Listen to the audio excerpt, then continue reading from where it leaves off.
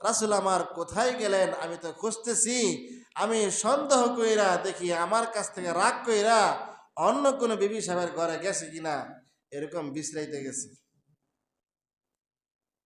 কিন্তু আমাদের হালতে দেখি ঘরের মধ্যে রাগ ধরে বসে থাকতো, সকালবেলা আইলে কি নিত, হিসাব নিকাশ নিত।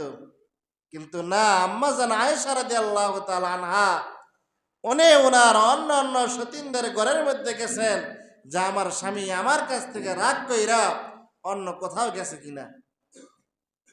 মুহতারাম হাজিরিন, রাসূলুল্লাহ তো অন্য কোথাও যায় নাই।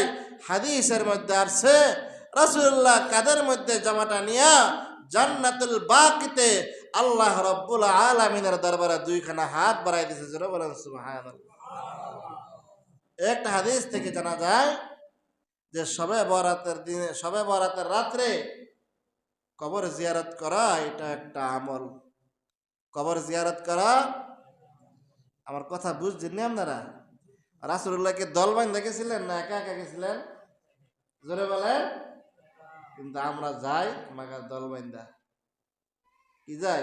দল বাঁধা যাই না।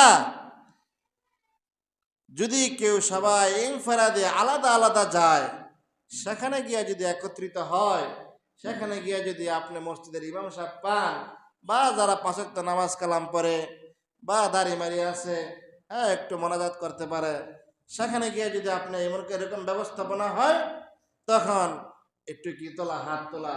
কিন্তু যাওয়ার সময় দলবদ্ধভাবে গেলেন, এক অপরকে ডাইকা নিয়ে গেলেন, এটা সম্পূর্ণ রাসূলুল্লাহ সাল্লাল্লাহু আলাইহি সাল্লামের আদর্শের খেলাফ।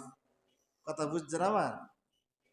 রাসূলুল্লাহ সাল্লাল্লাহু আলাইহি সাল্লাম অন্যত্র হাদিসের মধ্যে বলেন, তোমরা বেশি বেশি কবর জিয়ারত করো, প্রতিদিন 20 থেকে 30 বার মৃত্যুর কথা স্মরণ করো, বেশি বেশি কবর জিয়ারত করো।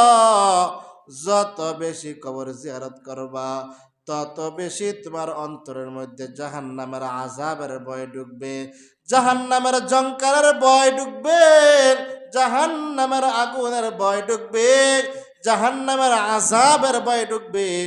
যত বেশি বেশি কবর জিয়ারত করবা, তত বেশি তোমার অন্তরের মধ্যে জাহান্নামের আযাবের ভয় ঢুকবে। যত বেশি তোমার অন্তরের মধ্যে জাহান্নামের আযাবের ভয় ঢুকবে, তুমি তত বেশি আল্লাহ রাব্বুল আলামিনের গোলামি করার জন্য পাগল হয়ে যাইবা। বেশি বেশি বলছে কবর জিয়ারত করতে। আমরা তো সকাল সন্ধ্যা কবরস্থানের পাশ